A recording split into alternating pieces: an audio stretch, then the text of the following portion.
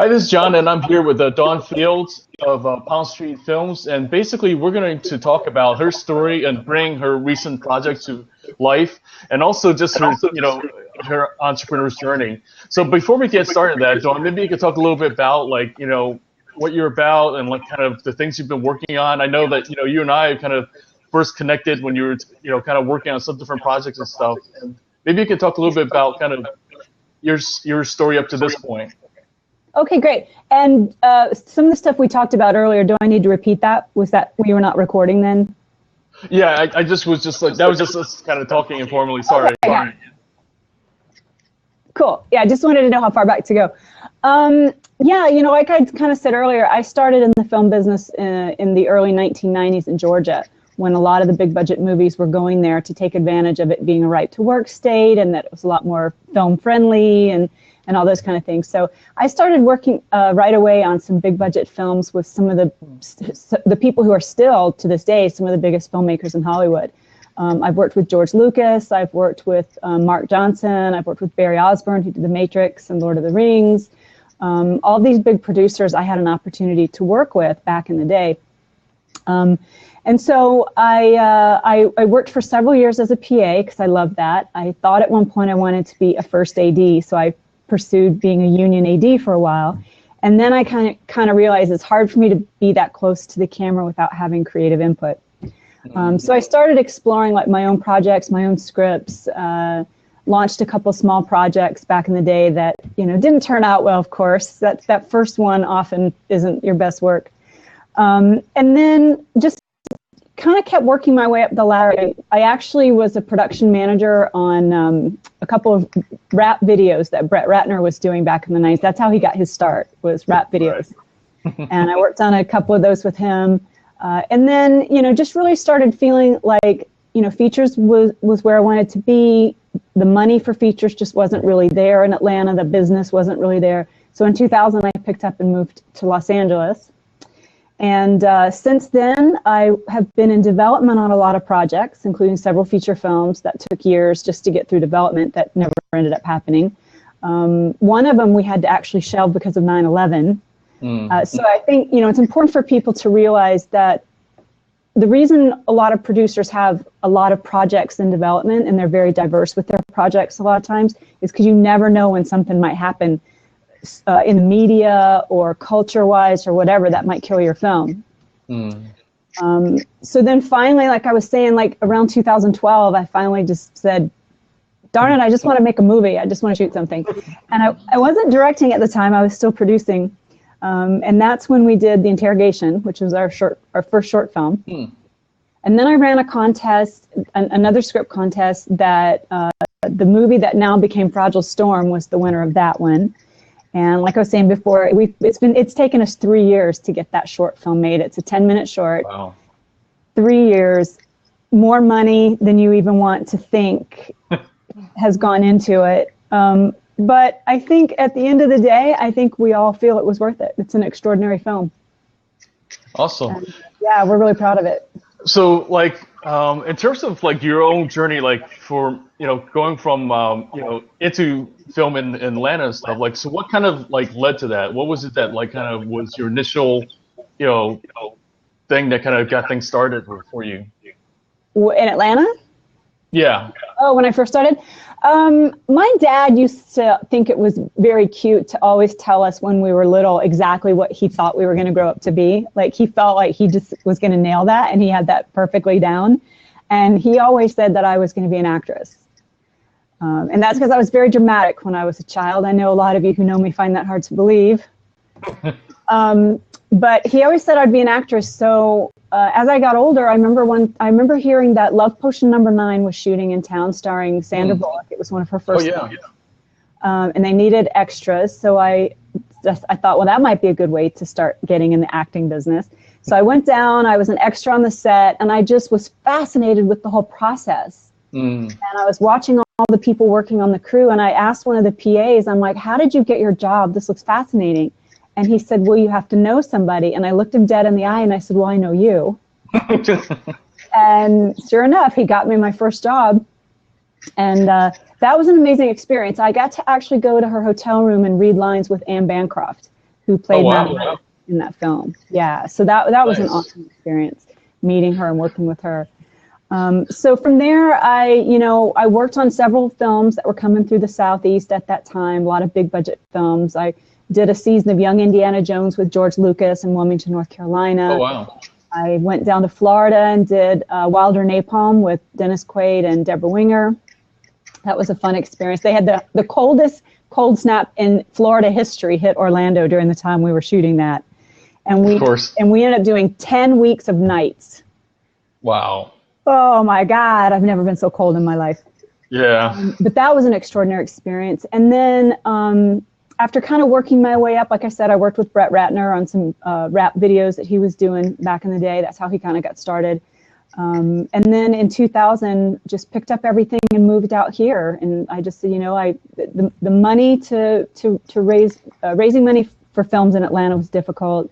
There was plenty of crew there. There was a lot going on, like talent pool wise, but there was no business infrastructure at the time, and there definitely wasn't any solid funding.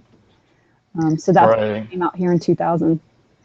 So was there somebody along the way that kind of encouraged you, or kind of helped you to keep going? Like, I would say that PA that got me my first job. We ended up dating and becoming a couple, and we did several other films together. He was very supportive. Nice. Yeah, I would say that. But I think the thing about the film industry that might be different from other industries is you form such a tight bond with people once you work with them, and they become your family and they become your friends, and we're all obsessed.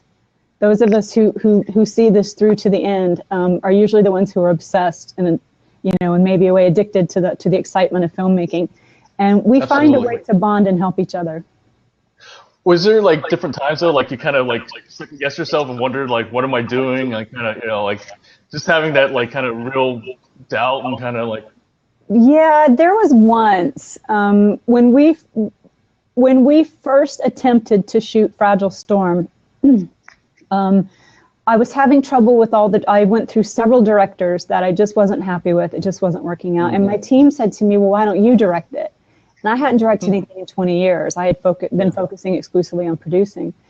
And I thought, maybe they're right. So I stepped up. We raised a whole bunch of money. We went to go shoot the film. Everything you can think of went wrong, and it got shut down halfway into production. And tens of thousands of dollars were lost. So there's a lot, whenever a show shuts down, I think there's just inherently a lot of tossing around of the blame. There's a lot of people going, well, it wasn't my fault. It wasn't my fault.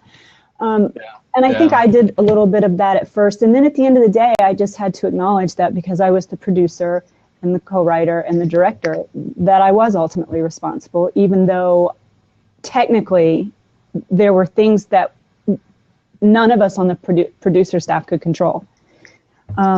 So I think that was the first and only time that I kind of curled up into a ball and thought, I can't go through this again, because it was such a devastating loss and such a devastating failure.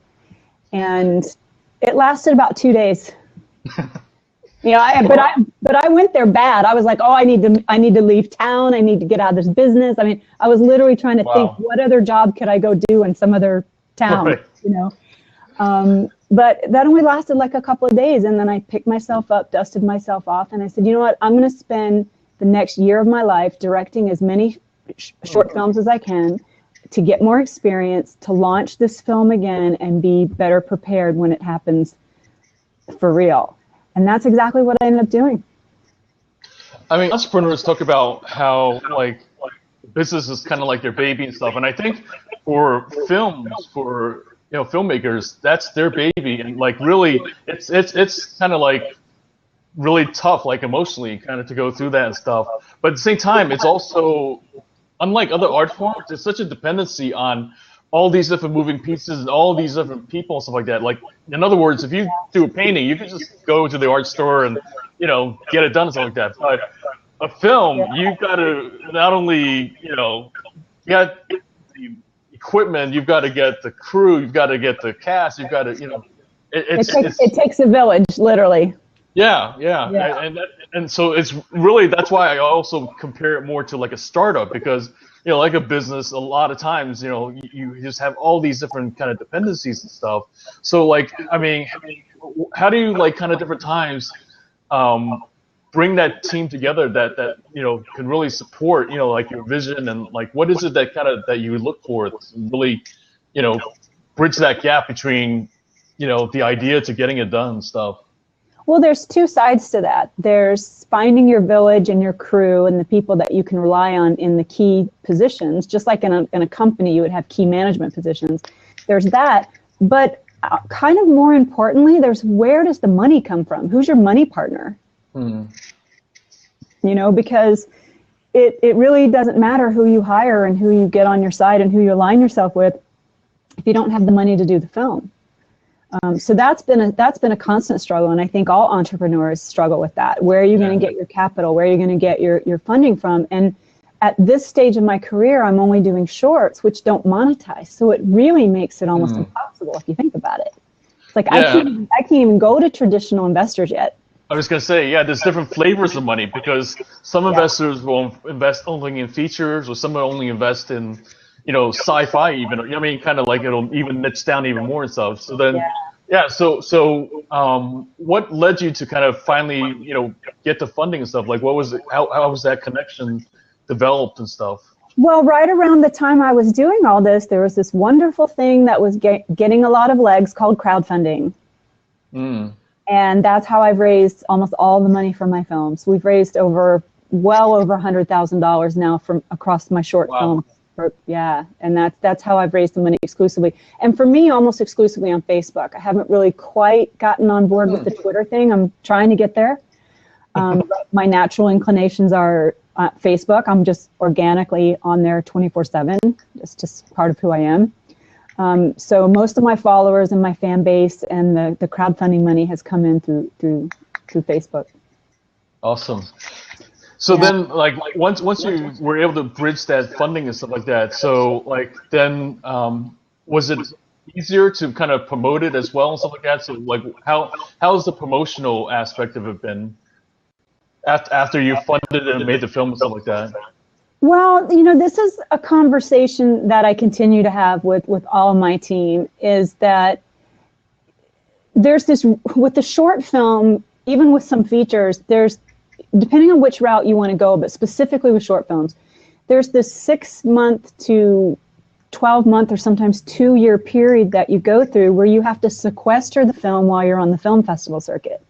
And there's no way to really monetize the film during that process.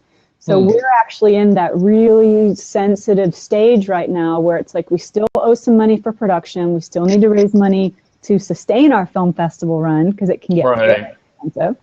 Yeah. Where is all that money going to come from? Because it can't be traditional investors, like I said. Now, Fragile Storm gives us some opportunities that most short films don't have. We do think that at the end of our festival run, this film could go viral. So there could be some YouTube rev share possibilities there. There could be some advertising possibilities.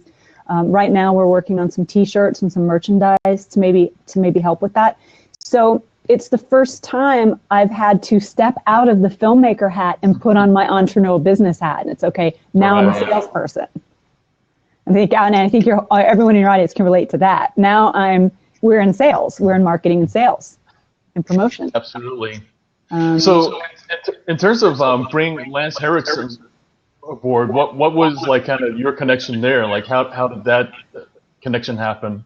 Well, I was opposed to having a name actor in this film initially because I wanted the audience to really believe these characters, like they really just eavesdropped into the middle of their lives and witnessed this event.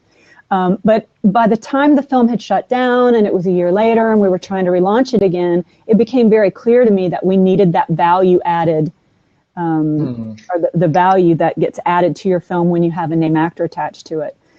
So we just started looking at actors in that age range who could pull off this very difficult part, and Lance came up on our radar almost immediately. And I kind of said to my team, if we can't get him, I don't think I want to do it because he's the one. And it's really not difficult to reach actors in Hollywood. You can sign up for IMDb Pro, pay $20 a month, and you can look up any actor's manager and agent anytime, day or night. And you just pick up the phone and you call them. For us, we got really lucky because Lance is represented by his ex-wife, and they have a really good, close relationship, and she knows very intimately, you know, what he looks for and what he resonates with. And so when we called her and told her what the film was about, she instantly resonated with it. She read the script right away. Another advantage you have to short films. People will sit down and read it right away, as opposed to a feature. Good point. And she came back and she said, well, you know, you guys probably don't have any money, so, you know, he won't be able to do it. Like, he would love to be able to just volunteer and donate his time to great projects, but he gets asked to do that all the time. Right. He can't do that. I'm like, you know, okay. Because, of course, we were hoping he would. But basically, we had to, at that point, we had to come up with his day rate. Oh, okay. And so here again, this is where I go from dreamy, hopeful filmmaker who hopes to get an actor for free to having to now put on my business hat and saying, okay, how am I going to come up with that money? So we finagled a couple of deals that, you know, allowed us to do the pay or play with him to get the film shot and in the can, but there's still a certain number of expenses from that shoot we still need to try to recoup. We're not in the black yet with that. And then, of course, like I said, we still have to raise the money for our film festival run, which could be tens of thousands of dollars. Wow. I don't know if people realize the expense involved there. Yeah, I was going to say, like, I know that different films, you know, the different festivals have their, you know, kind of fees, and then never mind if you actually want to get there to the festival stuff, which, of course, you know, naturally is like what you want to do as well. Yeah, because you want the networking. And also, I don't know if you know this, but most festivals won't award you any awards if someone from production isn't there to receive it. Right. That makes sense, yeah.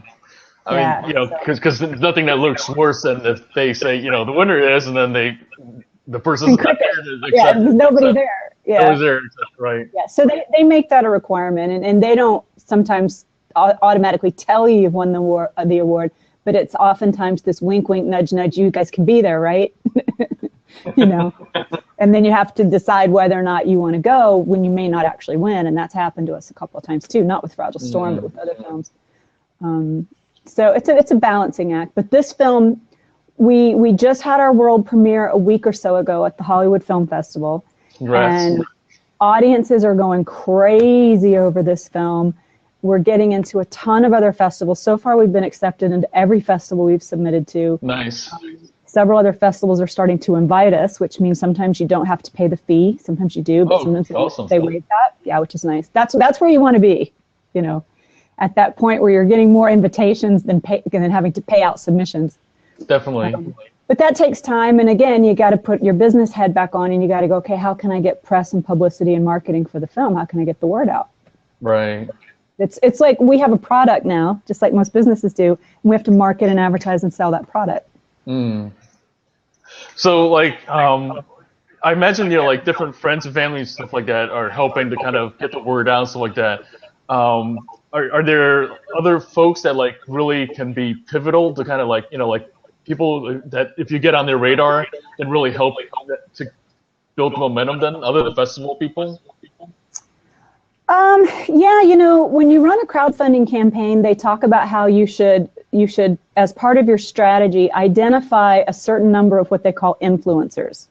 And those are people like yourself, bloggers, podcasters. I guess now we're going to be calling you guys blabbers. I don't know if is that going to become a noun? I don't know. I guess we'll see. I mean, this technology, you know, just even this platform is like maybe only a couple months old and stuff like that. So it's all like kind of. Yeah, and that's the thing. And this is already the second one I've done, and it just started. Oh, really? Yeah. Oh, okay, awesome. Yeah. And that's the thing about this stuff. It's like, you know, there's constantly new technology evolving. So it's like, you know, and that's the thing. I try not to like get too attached to any particular tool or platform, stuff like that, because tomorrow it could be just something else, you know, like on your phone or, you know, tablet and stuff like that. Right. So it's like, you know, just to evolve with, you know, the technology and stuff. That's the way I look at it. Yeah, absolutely. So, but yeah. Oh, and then the other thing too is just, you know, social media. Getting people to share it on through social media, or Twitter and your Facebook. How have you found like social media has really changed things from like, say, you know, like you said, when you first started, you know, it was probably more traditional newsprint and, you know, those kinds of things and stuff like that. So how would you say like just this social media has kind of changed, you know, like the film industry and even I guess even like crowdfunding has offered you like other funding options and stuff. So what else has kind of like changed like in from what you've seen and stuff over time? Wow, well, crowdfunding has changed everything for especially short film filmmakers, because we can't go to the traditional investors, and there are very few options for us. So that's why you see so many campaigns now, and it's become a little bit saturated, and people are a little bit tired of. Most people in the film business probably get asked 5 times a week easily for somebody to donate to their campaign. But it's interesting because it ends up being, in my case, a lot of other filmmakers supporting us, because we fell into this niche where we offer IMDb executive producer and associate producer credits, sometimes very, very cheap, depending on how much we're trying to raise. And so I have this following of people that now donate to like every single one of my films. And wow. So I've built an audience that consists of other filmmakers, which is interesting.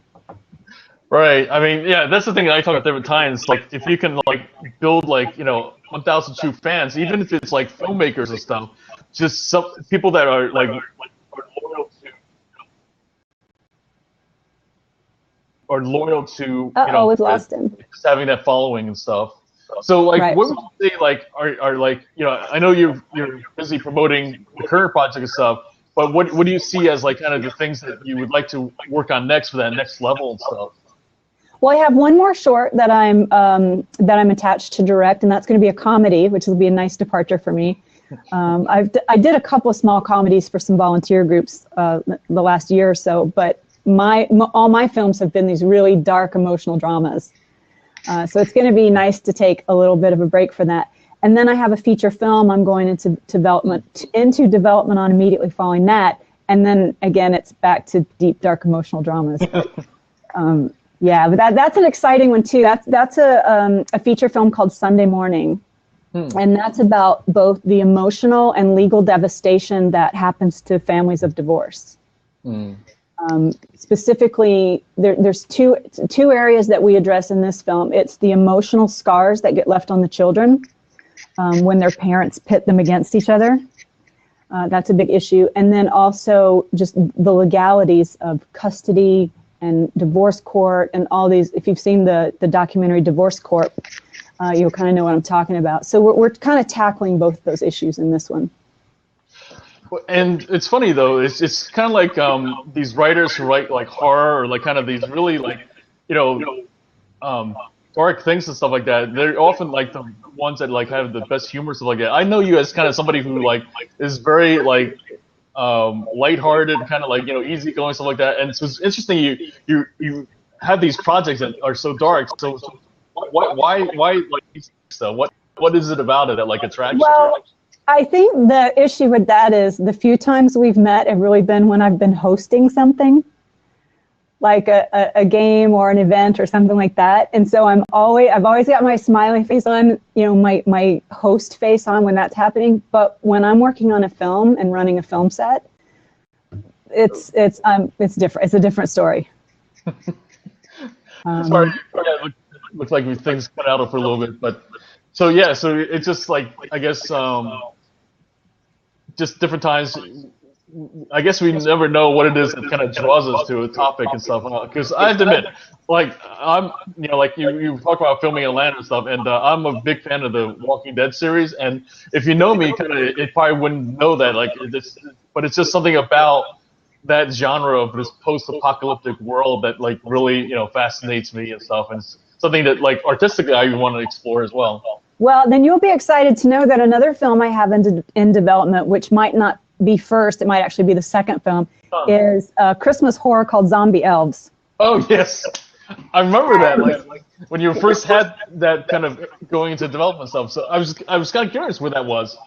Yeah, it's been a challenge in a number of ways. First of all, Christmas films are cyclical. So every year we try to get it launched. If we don't meet a certain window, then it's like, oh, we're not going to be able to distribute till next year, and then it ends up kind of getting. But the real issue with that one is I think to do it right, the script has to be just right. It has to satisfy a lot of needs. You have to satisfy the zombie crowd. You have to satisfy the horror fans. You have to satisfy and respect the meaning of Christmas. So how do you tie all, for anyone who's not familiar with this project, it's almost literally what it sounds like. What if there was a zombie outbreak on the North Pole? So it doesn't take place on Earth, at least the first one won't. We have an idea for a sequel that might. Huh. But the first one takes place exclusively on the North Pole. And what's really exciting about that for me as a director is I get to create that world. Mm. It can look like whatever I want it to look like. Right. And so I'm having a little bit of a field day playing around with some ideas and some ways to kind of make that unique and different and stand out. But it's challenging because the first script that we wrote was really more of a Walking Dead type, just straight out zombie survival story that just happened to take place on the North Pole. Because we thought if you make it too campy or too cheesy or whatever, you're going to go overboard with it because you've already got little people. We decided to use little people as the elves as opposed to children or forced perspective with short adults or anything like that. And that creates a whole set of challenges as well. Yeah. That's specialty talent that aren't cheap, and we need a lot of them because one zombie is not scary. So there's a lot of challenges there financially, but more importantly, I'm still struggling with how much of a comedy is it? How much of a family heartwarming thing is it? Like it's been a real challenge, and with all these other films, I haven't had time to really just sit down and focus on it and figure all that out. Yeah, I mean, that's the other thing, too, is, like, just different times juggling these different projects and, like, what comes to the top and what, kind of is the thing to do today or this hour and stuff like that, so. But I still want to make it. I'm so very excited about that film. I am, too. I think it's the kind of film that everybody wants to watch. Nobody wants to make it, because it's just fraught with problems. But we're going to figure it out. And, there's going to be this iconic scene, of course, where we're out in the snow and Santa, we've got a little bit of a badass Santa going on. Think Ron Perlman as Santa, right? Wow. This badass Santa blowing away zombie elves with a shotgun in the snow, right? Awesome. Yeah. So, right. Yeah. And that'll be one of the key things visually that will be really kind of impactful. Just all this iconic. snow, right? And kind of yeah. We've already done T-shirts. We already have the T-shirts. Awesome. Yeah, it's gonna be a lot of fun. We're really excited about it. So, where can folks learn about kind of the things that's coming up and the things that you're working on and stuff like that? What's the best way for them to kind of stay in contact with you? Well, I would say palmstreetfilms.com is the best place to go. It's a little behind right now. I need to update. There's been so much going on, and I don't have a webmaster. I have to do it all myself. So, let me get in there and kind of update all of that. But for Fragile Storm, which is also on that site, the best thing to do is just find that on Facebook and follow our Facebook page. Awesome. And then we do have fragilestorm.com as well, which needs a little bit of update, but a lot of the information's there. And then there's also Dawn Fields Director on Facebook. I've reached my personal friends limit, so I can't accept any more friends, but I can accept followers. Well, I appreciate, and definitely, I'm glad that I'm counted as one of your friends and stuff like that. So you got in early. Right. Yeah. So yeah, thanks, Dawn. Really appreciate it. I'm gonna go ahead and stop the recording now, stuff like that. We'll chat for a little bit as we, go off air and everything. Thanks everyone who's been watching, and we'll have this online on YouTube, of course, in a little bit. And definitely look forward to next time having another